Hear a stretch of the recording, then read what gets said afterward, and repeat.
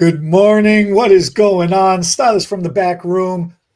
Good morning, John. Here we go. We've got a quiz. We got a fun discussion topic. Well, I shouldn't say it's fun. It's an interesting one. It's going to become fun. I have no idea. And then we got some, my favorite motivation segment, and we are reviewing hair extensions today. So good morning, John. How are you, and are you ready? And as usual, it seems like your internet freezes out at the perfect time whenever I ask you a question. So as soon as you come back to us, let me know you're tuned in.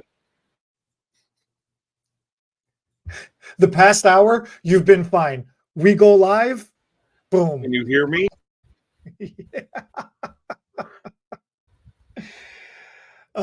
Technology, this is my life. And if you can't stabilize yourself to ask me questions, I got to come up with my own quiz. Yeah, you do. How's this? Is this better? Yeah, it's better. How are you, buddy?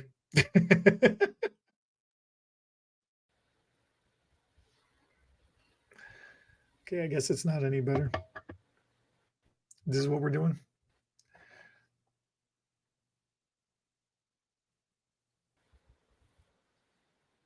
Is that better? I hope so, man. I don't know what the hell you do. I don't know why you touch things sometimes. All right.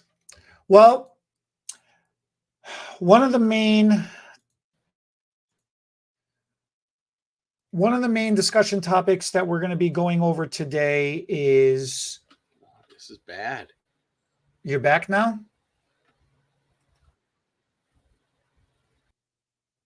No, you're not back now. All right. The main discussion topic that we had for today was going to be when you're going to be hired, how should you look? Is it more important when you're going to get hired, when you're interviewing, is it more important to focus on your looks, or is it more important to focus on your skills? What is more important?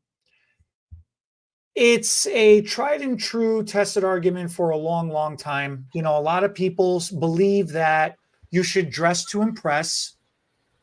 A lot of people believe that it doesn't matter how you look as long as you know how to do the job, because that's what you're being hired for, is to do the job. I think both have merit to them. And I don't know if you're back yet or not, but, what is your opinion on that right out the gate? Should you dress to impress for the job you want, or does it not matter as long as you have the skills to do the job you're being hired for? All right, so you're not back yet. The dress to impress, where that expression comes from and why that does matter. Again, this is all going to be opinion based, right? But why that matters more than anything else is you have to look the part if you want to be the part. That's the thing that matters the most. Looking the part shows the person who is hiring you that you cared enough to try to put yourself together. You cared enough to respect the process, all right?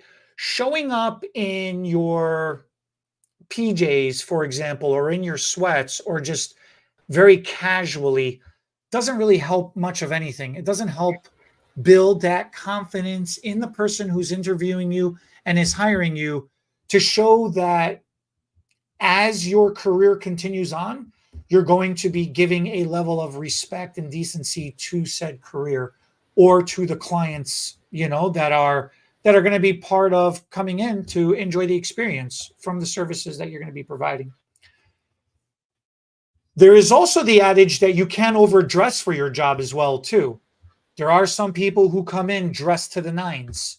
Men are coming in three-piece suits with cravats and pocket watches.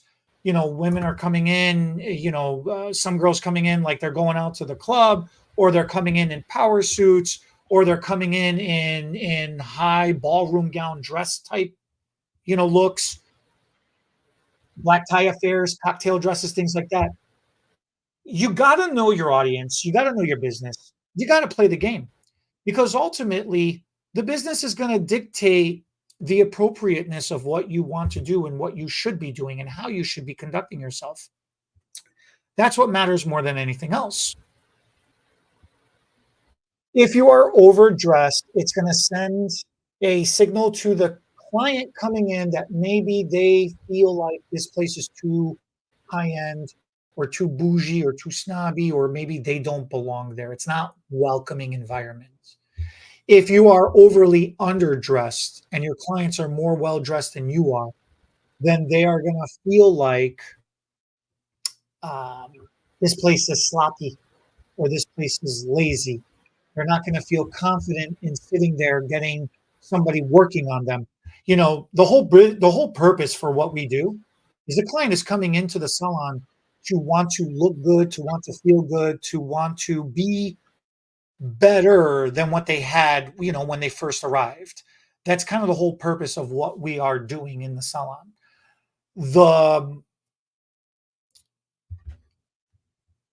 That's why it really matters, your appearance. Okay. You should show up with a full face of makeup. You should show up with your hair done. You shouldn't roll out of bed and just get to work with wrinkled t-shirt that you found in the laundry pile, even though it's a clean t-shirt, So that really is the whole thing of it. The skill set, having the skill set obviously matters as well too, because there's also the adage, just fake it till you make it and it'll all work itself out.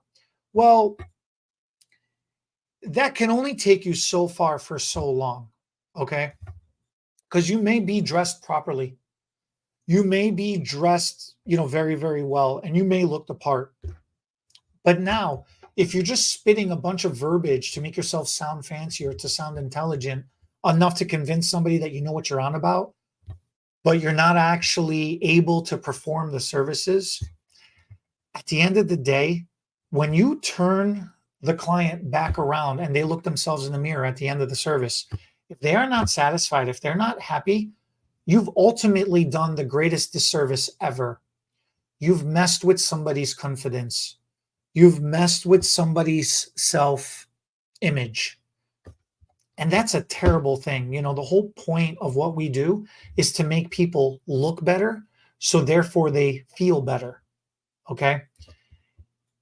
So having the skill set truly does matter more than anything else. How do you get that skill set? It doesn't naturally come to everybody. It has to be, for a lot of people, it has to be learned. And that's okay. There's nothing wrong with that. How you learn a skill set is you got to get the job, or you got to do a lot of practicing. You got to get a lot of education. You have to get on the job training, right? So you guys, again, ultimately, you got to get the job. So try to pay attention in school as best as you can. Don't discount school. A lot of people, you'll hear us say, oh, you don't learn anything in school other than being able to pass a test. Well, take it upon yourself to learn the basics at least. Read the book, okay? Learn the basic, learn the verbiage, at least have a baseline of knowledge. When you go to the salon, when you're interviewing, make them understand that you are hungry. Don't fake that either.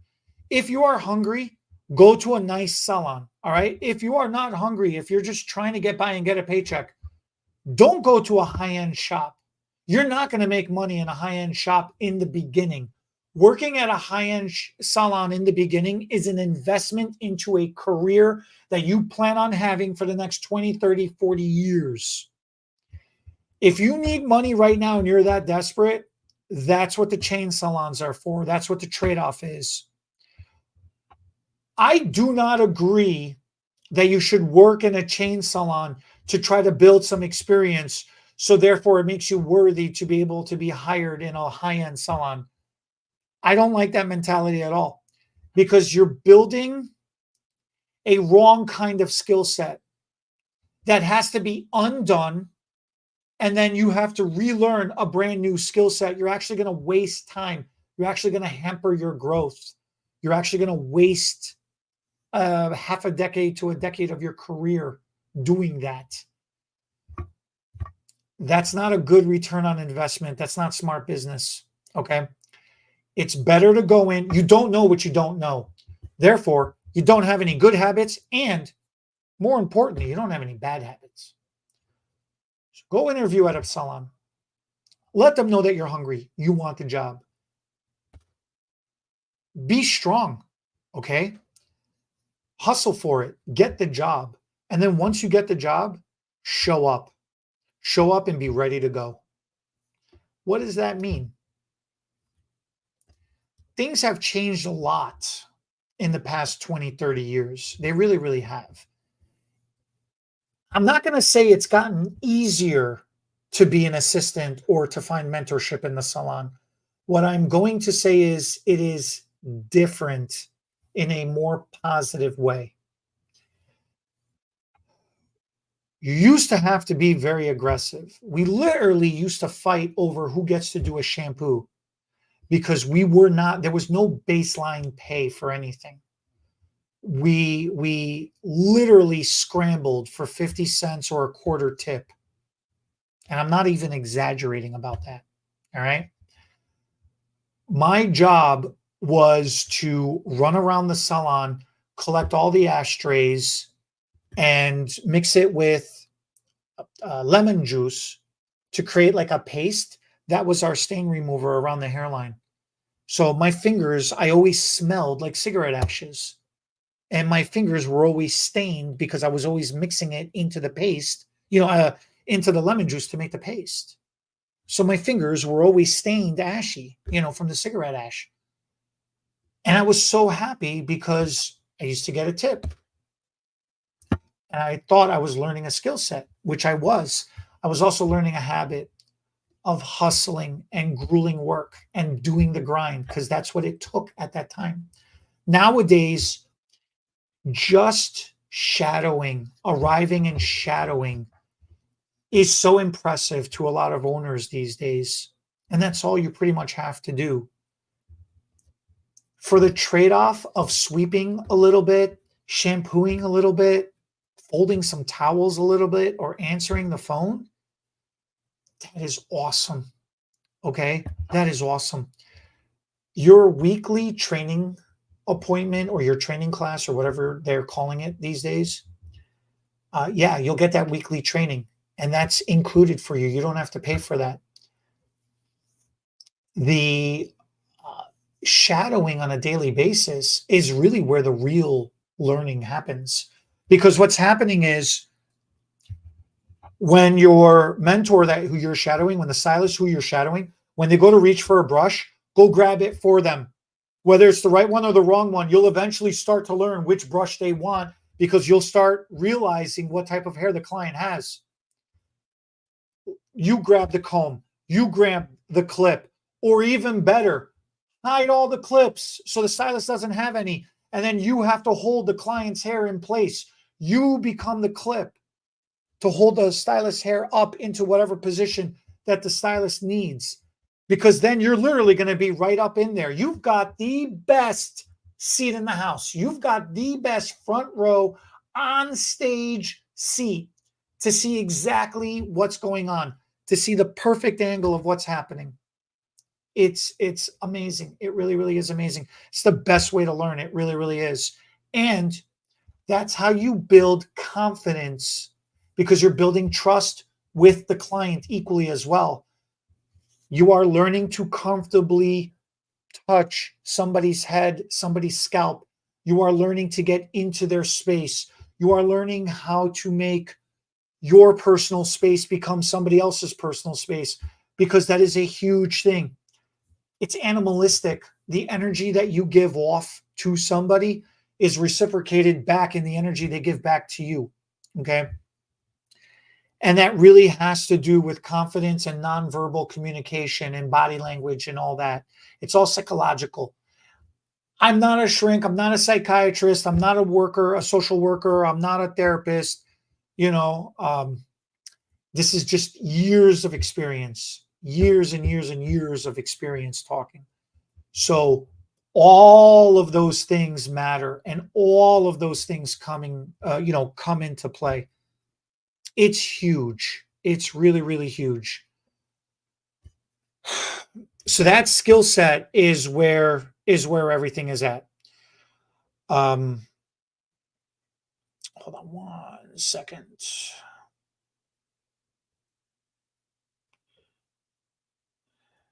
The the other thing that matters the most, more than anything else. Hold on.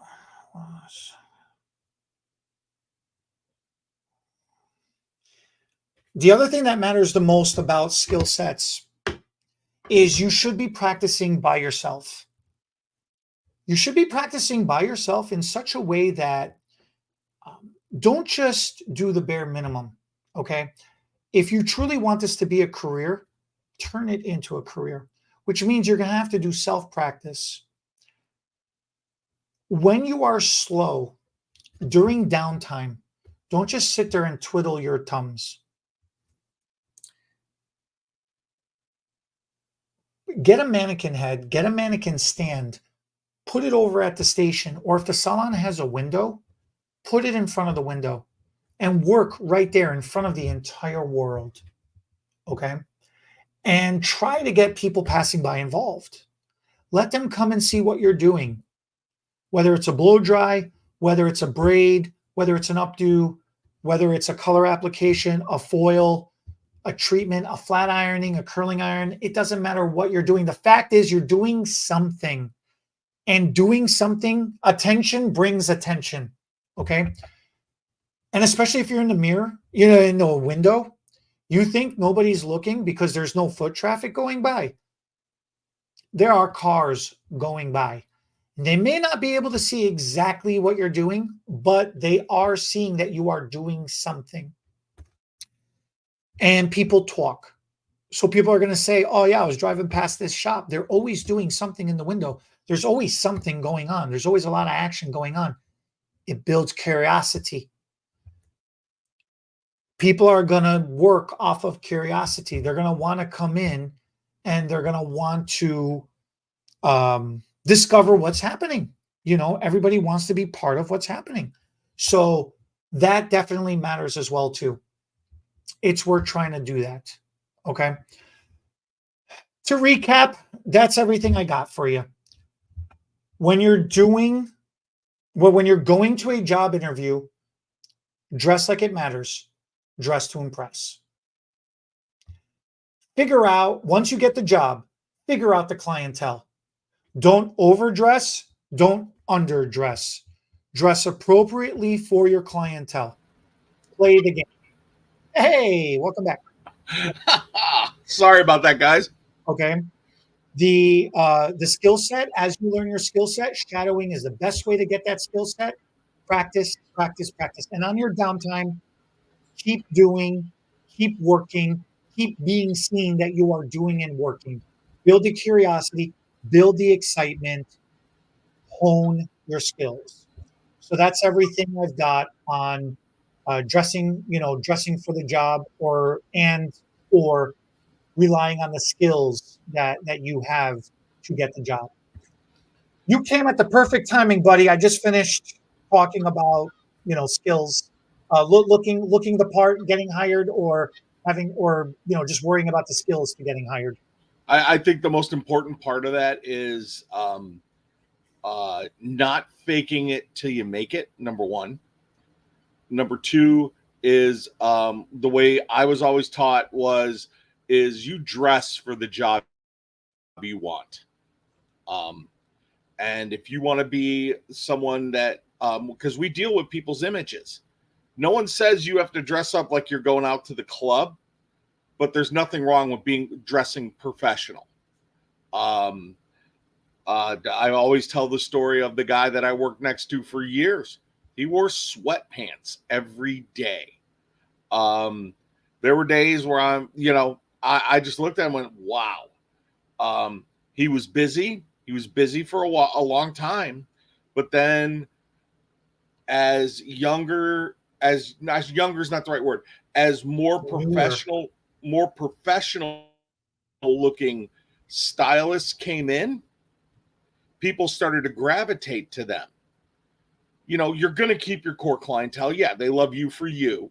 But on the fact of coming in with sweatpants and Crocs on every day to work, the days of the old Susie hairdresser, you know, where you'd walk in. I remember going with my grandma to her beauty shop, right? 2 banks of dryers, you know, women underneath there, chain smoking, getting their daily, you know, their set. And every woman that was, every stylist that was doing hair at that point in time, you know, they all had beehives and they were all wearing, you know, what's the term? Schmatties. And, you know, you know, that's gone. People come to us to help with their image, and you have to dress professional. Now, with that being said, you can dress as professional as you want. You got to deliver too. And what you can do is take that base knowledge you have, and if you're fortunate and if you're smart and if you're to add whatever word to that you want, if you can then find someone that's going to help you go to the next level. Get that education, guys. Education goes on forever. No matter, you and I always say, every time that we think we've seen it all, something comes across our bow and we're like, holy cow, you know? And you've got, you went to beauty school, you built your foundation, and you don't learn everything in beauty school. I don't care what anybody says. I mean, I don't know about you, but when I came out of beauty school, I felt like I knew nothing, right? Really, I didn't know anything. And thank God for the woman that trained me. She didn't let me touch a round brush for 6 months. She gave me a Denman brush. She would tell me, if you can make hair look good with a Denman brush, a round brush is going to be a walk in the park for you, you know? And she taught me color. She really taught me color theory, you know, and you build upon that foundation. And if you're a young stylist watching this, you know, find a shop that's going to invest in you, and then you can invest back in the that's the best thing I can say. And dress professionally. You don't have to be, you're not going to a club. You're not going, you know, like you was it yesterday that you said you're not going to a cotillion, so you don't have to wear a ball gown. But you know, dress professionally. That's the long and the short of it all. So I guess we're doing things, because my internet connection was all goofed up, we're going to do things in a little different order today. You want to do a quiz? You want to do do you want to do the quiz? I love the quiz. I think the quiz is fun as hell. Okay. So we're throwing everybody a curveball today, because I have you know, Mickey Mouse freaking internet here. I don't know what the heck happened, but Comcast. That's all you have to say. Everybody knows the pain. It's whatever your guys' internet providers have. If any of you have Comcast or Xfinity, let us know the pains. I had to reset you're paying my whole for stress is what you're paying for. You're not paying for service. I had to reset everything. I went on the app. It was like there's no outages in your area. Then why am I not connected? But anyway, all right, you ready? You ready? Here's a little hair history for you, my friend. Oh, with the Jeopardy, dude. It's not. You're gonna love this. Trust me. Trust me. Have I ever steered you wrong? Yes. Good. That's your first question. Have you ever steered me wrong? Yes. And good. This is a great one. Boom. Done. Braiding hair is an important tradition in many cultures. Braiding originated in which country? Africa, Europe, Australia, or Canada? What? Yep. Braiding hair is an important tradition in many cultures. Braiding originated in which country? Africa, Europe, Australia, or Canada?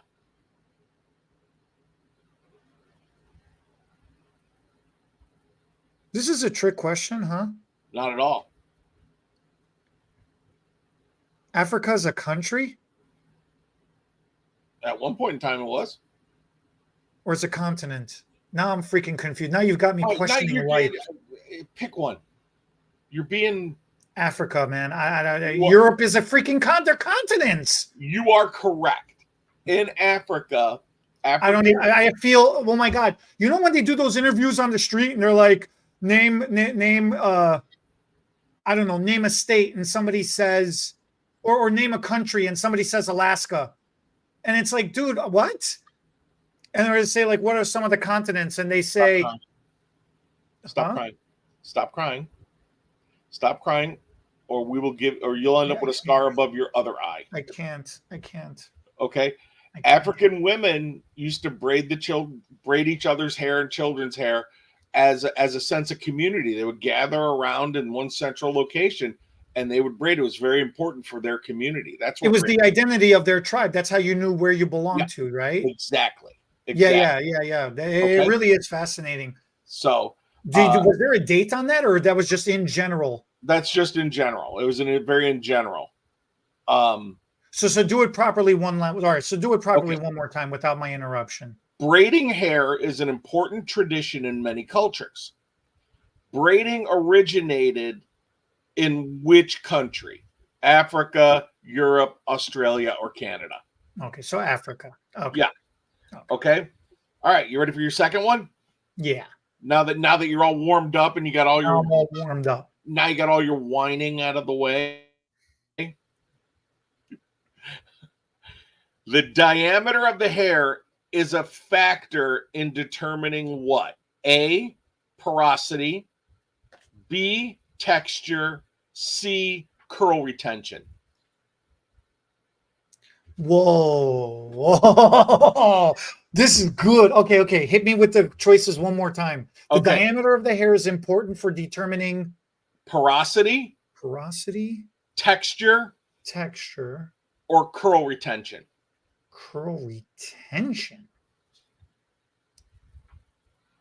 No, the second one. In texture is what you're saying.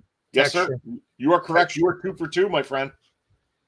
2 for 2. That was I was like, wait a minute. What are these choices like that? That's an interesting one. Yeah. Okay. So really, the diameter of the hair that determines the hair texture, does it not? No. Yeah. But I'm like porosity. I'm like, wait, what?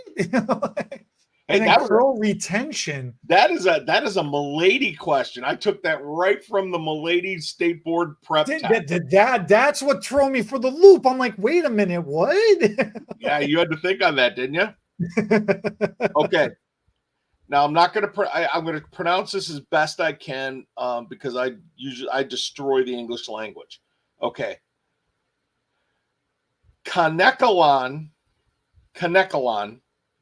is a material that is used for, you ready? The Klingon starships in Star Trek. Close. It's perm neutralizing, sanitizing solution, smoothing systems, or synthetic hair extensions. Yes, you are correct. It's a form of it's like a form of silicone that eventually becomes plastic under compression. It's an acrylic synthetic hair. It was this company started making it in 1949. It was a Japanese company called Kaneka, Kneka, and it is still in use today. So, man, I really nerded out. Did you even give me choices? Yeah. Oh, you did give me choices. Yeah. Okay.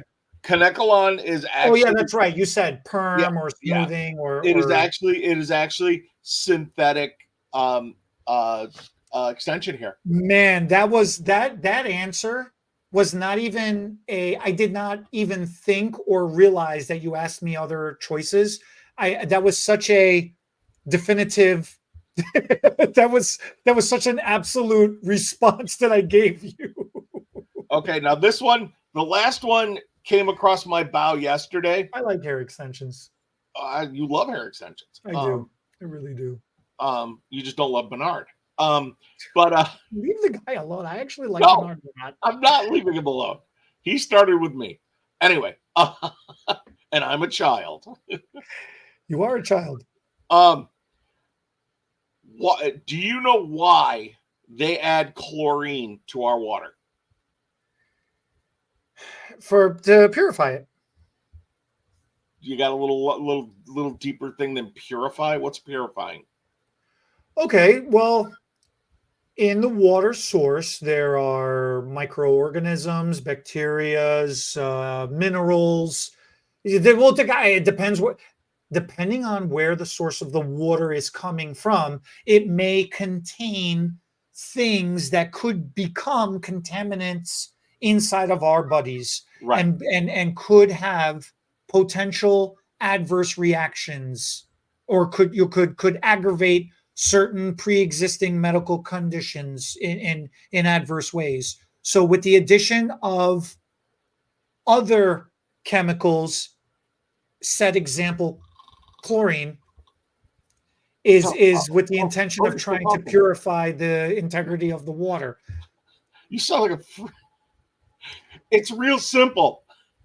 It's an it is put in the water to control bacteria. It's an Okay, dude, I don't know. You asked me a question. I gave you an answer. You told me to turn it into a... on and on like 20 minutes. I thought I was watching a freaking presidential campaign. I thought you were asking me for what was the answer? What was the verbal version of our test, of our exams? There was the multiple choice, there was the practical, and then there was the verbal. Like the essay. I thought you were asking me for like the essay answer of the thing. Wow. I don't know. I passed out for a couple minutes. I don't know how long that went. Couldn't have been any longer than me yesterday. I have to throw it in there. So anyway, and the reason why I bring that up is because with all of our water sources, no matter where we are in this country, they add chlorine to most water sources. And we, as colorists, as people that do chemical services on the hair, we need to be aware of the presence of that chlorine for any chemical reaction that may happen between that chlorine and whatever chemical service we're doing on the hair. And that's why I asked that question. But yeah, chlorine, because sometimes like in the shampoo bowl, when when you first start, running the water, you get that big whiff of chlorine sometimes, and it made me think about that. And then we got a statement from the village that they're flushing the systems, so there might be a higher content over the next couple of days of chlorine. So okay. That's going to be a fun quiz question. So that's what clarifying shampoo becomes important. That's what detox shampoos become important as well too. And that's why it's really being recommended these days to pre-clarify before any service, for that matter. Yep. And that this is the first time you went 4 for 4, my friend. Congrats. Oh, there's no fifth question this week? There's no fifth question today. Okay. There's no fifth question. We are I know we're, because of my internet issues, we're kind of like out of order here, but I think we're supposed to talk about therapy retail today. No, hair extensions. Oh, sorry, my bad.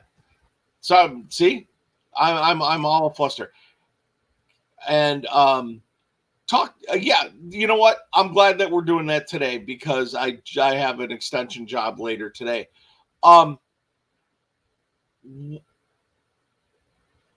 to me about. Go ahead. K-tips. K-tips. I know. Oh, so what's your question? You having fun today? You're having fun today. I can see it in your face. Talk to me about some of the misnomers, some of the untruths that people have about K-tips. Oh, like we used, like back in the day, I still remember when like the plastic tipped extensions came out, or the, and it was always, oh, those will ruin your hair. They'll wreck your hair. They'll break your hair. And it never made sense to me personally, going, how is this going to break your hair? If you're, especially with the K-tips, it's a strand by strand. You're not putting that much stress on the hair unless you're taking a parting this wide and squeezing it into that little what, quarter inch. How wide is a tip?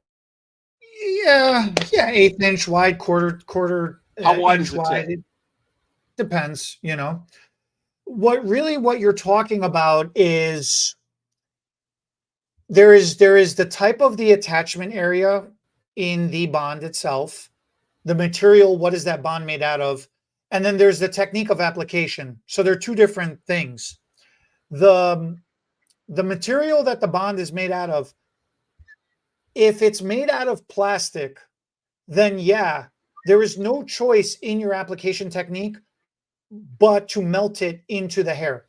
You have to melt it into the hair, which is in turn going to fuse the hair. There he goes again. It's going to fuse the hair into the bond. The problem with that is, yeah, it's going to be attached really tightly. It's going to be attached really strongly. But when you go to remove it, you're going to have to break that connection of the bond. You're naturally going to break down the hair because the bond and the hair have been fused together. So it's really because of the material, it's cause and effect. Because of the material, the application process is very, very aggressive. When you have a glue-based or excuse me, a resin-based bond, again, cause and effect. You have no choice. The person's natural hair is going to become fused into the bond. So once again, when you go to remove, it's going to destroy the hair. The keratin bonds, that's when it's made out of the same keratin protein that the hair is made out of. So that keratin bond, or K-tip, as it's being called popularly nowadays, instead of fusing, it allows the application process to be more gentle, not as aggressive. So instead of fusing it into the hair shaft, it could be wrapped around the hair shaft. And because it's only making contact to, it's not fusing and becoming with, the removal process is far, far, far more gentle. Okay.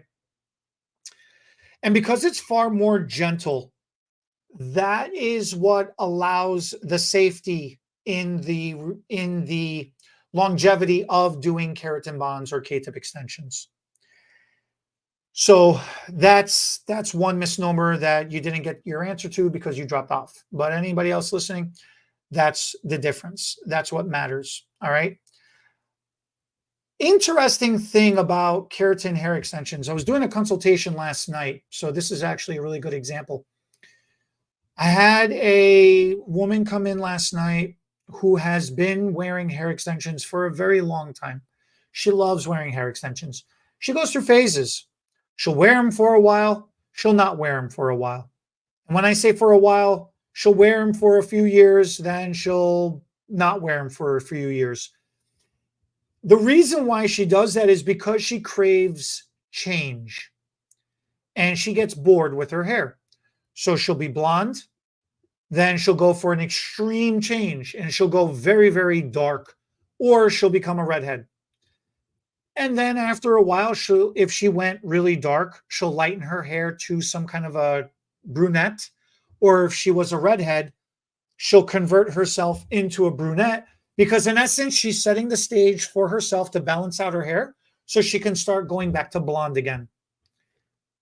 While she's in these stages of color, while she's remaining in that stage of whatever color she is, blonde, red, or very dark, she'll choose a hair extension color that matches, and then she'll have nice length. She'll have additional volume of additional thickness, and it's a lot of fun. And she gets to enjoy herself for the while that she is until, once again, she ultimately gets bored of being dark or being red. She wants to become a brunette again because ultimately she wants to go back to being a blonde. So currently, right now, she is a blonde. She comes in last night to have the consultation. Once again, she's at that point where she's bored. She has chosen to go red this time. She wants to go back to being a redhead. And in becoming a redhead, she's trying to choose the appropriate red hair color to match an appropriate type of red hair extension. So in there runs the consultation. what type of red would complement a type of red hair extension that would be close enough to blend and look natural and not look fake and all that good jazz. Really, what it comes down to is this. What we were able to discover yesterday is that, yeah, she does enjoy being a redhead, and yeah, she does enjoy being very, very dark, dark brown, black, whatever for the while that she is. But ultimately, history has shown that she always reverts and goes back to being a blonde. So ultimately, she enjoys the most being a blondie. But because she gets bored and she craves new things and change in her hair and in her look and in her style, that's why she always goes away from blonde. Ultimately, she enjoys being wearing hair extensions, but the only time she wears hair extensions is when she has changed her hair. And during the transition of going back to blonde, that's the time when she doesn't wear hair extensions, just because it makes the process easier, the coloring process easier. And therefore, when she wants to, she wants to wear hair extensions, but during that transitional time, it's difficult for her to wear them. And it makes her sad that she doesn't get to wear them. The advice that I gave to her yesterday was this. There is no rule that says you have to be the same hair color of the hair extension. You can do whatever you want. You can do absolutely whatever you want. Okay? Now, whatever you want means exactly that. It's your style that you have to feel confident and comfortable wearing. What I told her was this. She likes being blonde. She's having a craving. She wants some kind of a change. Put the red hair extensions in with the blonde hair. If you're going to be doing length and you want volume and fullness, that's two different things. Since you're doing length, you're going to be putting hair extensions throughout the bottom, and wherever her natural hair in particular ended right around her collar, the top of her shoulders to her collar is right about here-ish.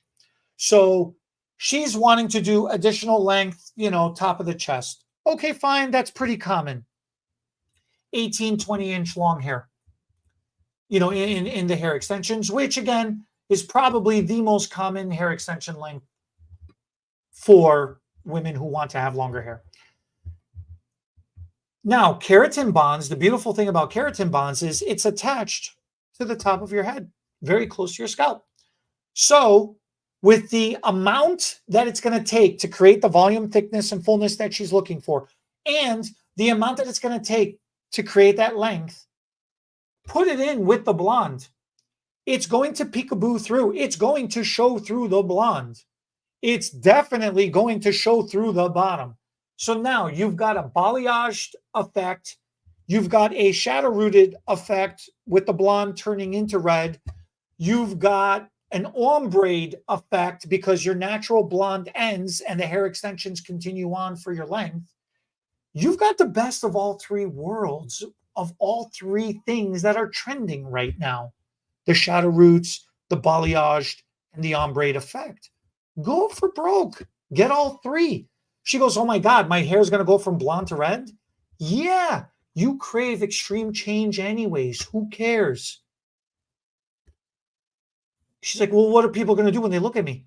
They just saw you this week with blonde hair. Next week, you're going to walk in as a redhead. It's going to be a complete change anyways. Who cares? And then when you're transitioning from red to back to blonde again, you become a brunette for a while. So people are used to seeing that extreme change too. Anybody that knows you knows that every other year or every 2-3 years, you go through an extreme change anyways. It's part of your personality. It's part of the expectation of your look. So who cares at that point? What does it matter? There is no rule that says you are beholden to doing that. Have fun with it. She's like, oh, that's kind of interesting. What if I like it too much? I go, then if you really like it that much, color your entire head red and become the full redhead that you want to be. But if you just like the way that looks for now, ride it. Enjoy it while you like it for right now. And then when you're bored of it, take the red extensions out of your head. You're still a blonde. continue to touch yourself up as a blonde as it's growing out while you're wearing the hair extensions.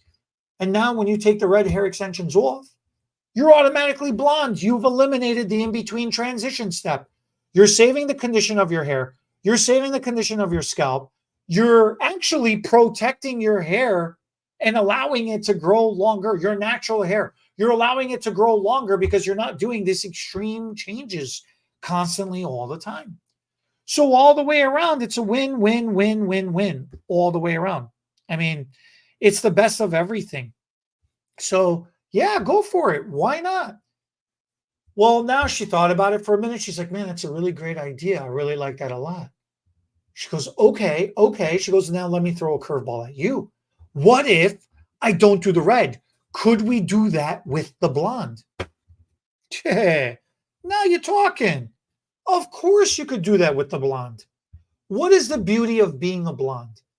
It is the dimension. It's the versatility of how many different shades of blonde you could be, okay? Don't get trapped. Look, what I'm about to say is my personal opinion. 100%. It's my personal opinion. And it should only be taken as that. And if your opinion differs from mine, that is okay. You are allowed to have an opinion as well, too. Ultimately, at the end of the day, you have to play the game the way you want to play and enjoy it, which is the game of life. You need to enjoy the style. You need to enjoy yourself when you look yourself in the mirror. In my personal opinion, being a solid one color blonde is a terrible choice. Being a solid one color of any color, for that matter, is a terrible choice. But in my opinion, especially as a blonde, trying to be a perfect one dimension, one perfect shade of blonde is a terrible choice because the lighter you go, the more you see and notice the discrepancy in color. And you have different levels of porosity going through the length of your hair, depending on how long your hair is. The color at your roots or your new growth area, the color at your mid shaft, the color at your ends, they're never going to match perfectly to each other. I don't care. They're never going to match perfectly to each other because the porosity and the condition of your hair in the different lengths and different areas of your hair shaft are different. They're always going to be different. Trying to be a perfect platinum blonde is a load of BS. Trying to be paper white is a load of BS. You're never going to achieve it perfectly. You're always going to be chasing, trying to tone it constantly, which means some part of your hair is going to be overly platinum or overly violet or overly blue, overly ashy. Only a part of your hair is going to be that perfect blonde. Only after X amount of shampoos, before you do X amount of other shampoos, are you going to be that perfect, even balanced? Okay? Because the second water touches it, product touches it, or something else touches it, the second it gets a day older, something else is going to change that shade and tonality of blonde.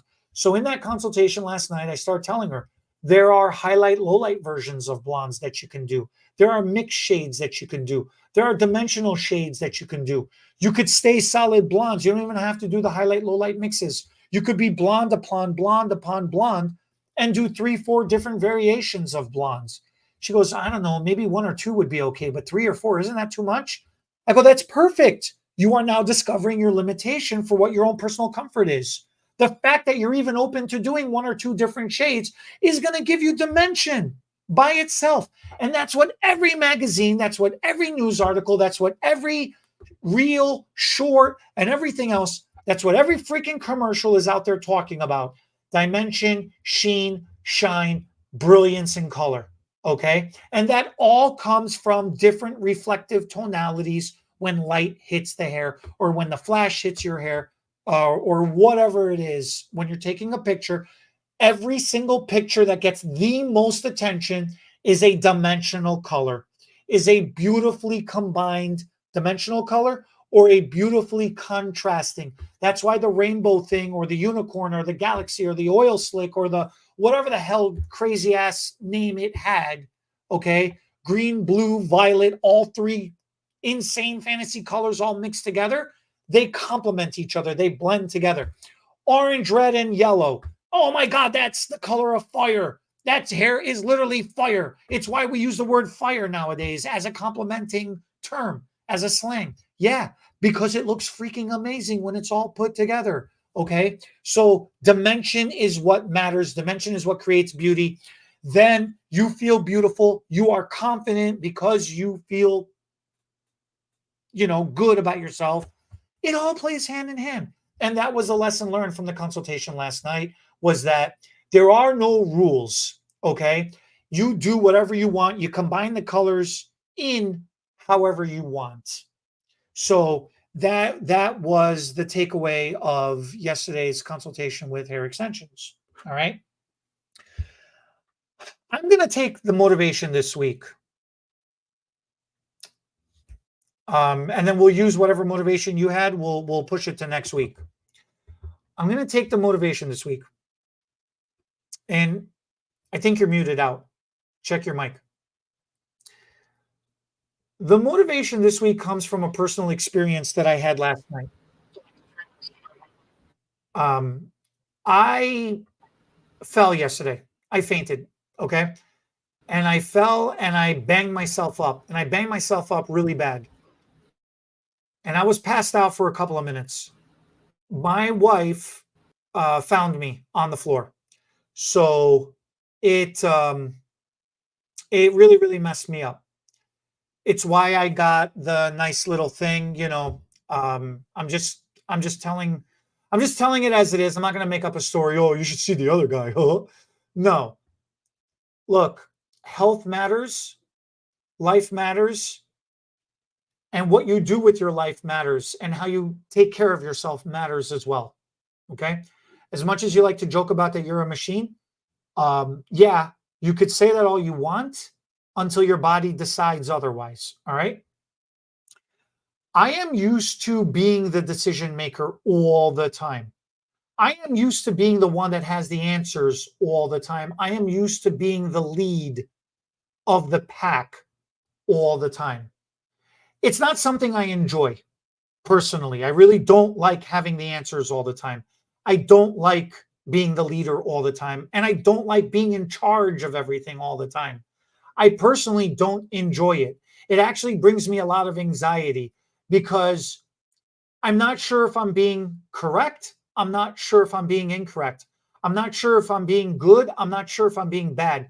I'm not sure if I'm being righteous or if I'm being evil. I'm hoping that I am helping somebody, but I'm always wondering if my aggressive nature is hurting someone. I'm always trying to be conscious and mindful of social etiquette and protocol, which I do not enjoy doing either. I just like being blunt. It's much easier for me to just say it straight as it is in my mind, because then the person listening to me and engaging with me doesn't have to guess what my intentions behind my words are. They don't have to read between the lines. I don't have to beat around the bush. Okay. So it has created a very intense, a very strong, a very aggressive personality. And because it's created a very strong, aggressive personality, I do not take direction from others very well. It becomes argumentative. I don't take suggestions from others very well. It always becomes a discussion topic at hand. I don't take advice from others very well because I'm always wondering, how is that going to help? How is that going to help me? And in turn, how am I going to use that advice to help others? Because that's how I feel I've been put into the position that I've been put into. That's the anxiety that I personally feel all the time. It's not a good feeling. And therefore, that's why I don't like being in charge all the time. But yet, here I am. My position with HTB Beauty is a position of power. I am in charge. I am making decisions. I am making decisions that affect the manufacturers that we represent, the brands that we represent. I'm making decisions that represent the future of our brand and of our company and our image. the choices that I make in our educational classes that we provide, and in the support and in the advice that I give to our stylists who use our products or just call me for advice in general, I am affecting their lives and potentially their careers. I am affecting everybody around me. Now, if you're the head of household, or if you're in a position that you feel like in family or amongst friends or amongst others or your inner circle, if you understand and can connect with anything I'm saying, then you are understanding the anxiety that comes along with that. Are you making the right decision or not? These are the things that keep you up at night. Okay. So now I pass out, I black out, I'm on the floor. I have no idea. All I know is I was washing my hands at the sink. I felt nauseous. I rested my head against the mirror. I thought I was going to puke into a sink. That was the decision that I made in that moment. And then I'm in bed. Carmelina's got an ice pack on my head. And she's sitting there tapping my face going, babes, are you there? Hello, honey. Are you there, babes? Hello, Eddie, Eddie, Eddie. I'm going, how did I get in bed? She goes, I helped you. I guided you into bed. You followed me to get you into bed. I was washing my hands. She goes, honey, you passed out. She goes, you're bleeding. You're bleeding all over. We got to get you to a doctor. I'm like, what time is it? She goes, it's now. By then it was 8:00 in the morning. I'm like, I got to get to work in an hour. She goes, you are bleeding out of your head. You got to get this checked. You got to go to the hospital. I'm like, no. I got to get to work. I don't have time to go to the hospital. What is the hospital going to do? Stitch me up and then tell me to go home and take some ibuprofen and, you're concussed. Make sure you don't, you don't die or something. Like, I got to get to work. Like in my mind, I got to get to work. Right. So now my wife is sitting there telling me, no, the woman that I adore to pieces in my life is arguing with me saying, no, you can't do that. You shouldn't do that. And here's me challenging what is correct and saying, don't tell me what to do. I'm telling you, I am going to work. I'm not asking you if I can go to work. I am telling you, I am going to work. I am telling you, I am not going to the doctor. I am being a stubborn mule, and I am telling you what is going to happen next. And I'll tell you what. Choosing the right partner is everything that matters in life. Surrounding yourself with the right circle of friends and family is what matters the most in life. Surrounding yourself with the right business partners and career choices is what matters the most in life. Okay?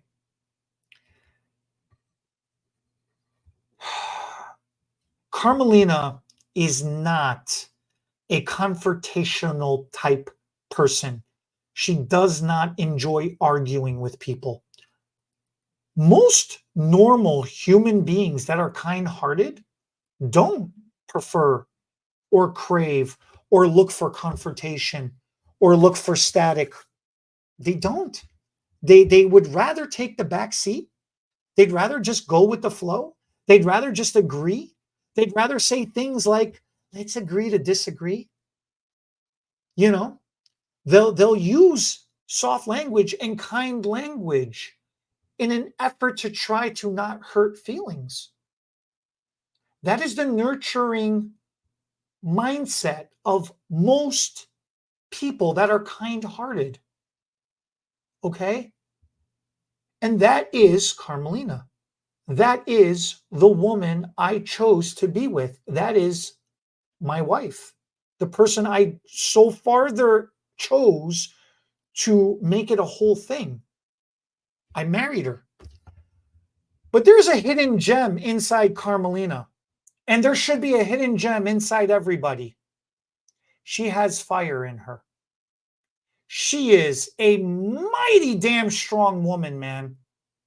And it takes a mighty damn strong woman to deal with this. Ow. Tapped a little too hard. To deal with what's going on in here. Okay? It takes a mighty damn strong woman. or personality to deal with another strong personality. And if you're a man watching this, yeah, if your woman has a strong personality, be glad, bro, because now you got to have a strong personality. And if you're the woman watching this, I hope you can appreciate my compliment to Carmelina, to my wife, that she got a damn strong personality because she put her foot down and she laid down the law. And anybody that knows her knows she has a very soft demeanor, a very kind demeanor with a very soft tone voice. The volume of her voice does not rise. Her words got very, very powerful. Her words got very strong. Her voice didn't really rise. And that's the biggest joke that anybody that knows her. The volume of her voice doesn't go up really. Even when she tries to yell, her volume doesn't go up. But man, the command, it's how sometimes people say, don't listen to my words, listen to my tone. Yeah, the parental tone came out in her voice, okay? Even though the volume did not rise. And it reset my brain into a childlike, nurturative state. I felt warmth. I felt embrace. I felt safety and comfort in that moment of survival, in that moment of panic, in that moment of whatever the hell I was going through in my mind. I felt nurture and love. Okay? The partner that you choose, you have to feel that safety from them. You have to feel that nurture from them. If you are a strong type personality, I hope that you find that circle of friends or family. And I hope you find that business partner. I hope you find that life partner in whatever form it comes in. I don't care what your orientation is. I don't care what your gender is. I don't care what the hell you are or what the hell you think you are. Whoever you are, I hope you find that for yourself. And I hope that your stubbornness allows you that moment to recognize that there is that other power available to you and that you can open up the door to allow yourself that vulnerability, to allow that nurturing other power to come and bind alongside with you. I truly, truly hope you can do that. You can recognize that and you can allow yourself to be the passenger along for the ride for a little while. You don't always have to be the driver. You will end up taking over the driver's seat again very shortly, as I did at the end of the day last night when we came home, after the ER and all that stuff. We had to figure out what we're going to do for the rest of the night. We had to figure out what we're going to do for the next day. We're going to have to figure out what we're going to do for the whole weekend upcoming. Yeah, I definitely reset myself back into being in charge and making command decisions. And she reset herself back into being the passenger along for the ride and being the supportive pillar of strength for me that she usually is. Okay. And that is our relationship. And she prefers that role of being the supportive, nurturing pillar of support. And she prefers me being the driver and being the decision maker. And together, because we agreed on those two roles amongst each other for our relationship, that's how the two of us are the power couple that we are. And anybody that knows us knows that we are a power couple. Our relationship is relationship goals. That's what we have been told by other people. Okay. And it took Carmelina being in charge for that moment to let me know what's up. It took Darren being the amazing business partner that he is in my life and being the amazing mentor that he is in my life, that when we talk 13 times an hour, just off of the initial how I said hello when I answered the phone, He already recognized something was off with me just from me saying hello, from answering the phone, and he was up my butt. I got to go get checked out. My entire circle of, my very small circle of close friends, okay? I said, hey guys, Darren is up my butt. Carmelina's up my butt. You know, they want me to go check out because I banged my head just because I passed out. They were like, what the hell are you talking about? You passed out. What is wrong with you? What happened? I explained to them what happened. They're like, stop being a dumbass. Listen to them. They care about you. Take their advice. Go get checked out. Stop being stupid. Okay? Stop being a guy for a minute. Listen to them. Go get checked out. So, thank you to my friends for always challenging me. Thank you, Darren, for always being the best mentor ever. Okay? And always being my North Star, always guiding me the right way in life. Thank you, Carmelina, the most, because I adore you to pieces. And I understand it's hard to deal with me sometimes. I understand I'm a stubborn mule. And thank you to life for constantly kicking my ass and showing me that it is okay to not have all the answers and not be in charge and to be the passenger sometimes along for the ride. That's my motivation for this week. That's my hope for anybody else that feels how I feel sometimes. And that's what I got for you. So leave me a comment. Let me know how that works, if that helps, and how you deal with it, because I can use some help sometimes dealing with it myself. All right? As always, I appreciate everybody watching. Thanks for watching. Catch you next week. The SFTB podcast was not recorded in front of a live studio audience, so thanks for joining us for today's episode. If our hair topics made you smile, give us a thumbs up. Drop your thoughts in the comments. We'll read them while waiting for our caller to process. Share this video with your stylists and friends. It helps us make a difference, one strand at a time. And don't forget to subscribe and ring that notification bell so you never miss an episode. Because your hair deserves all the latest and greatest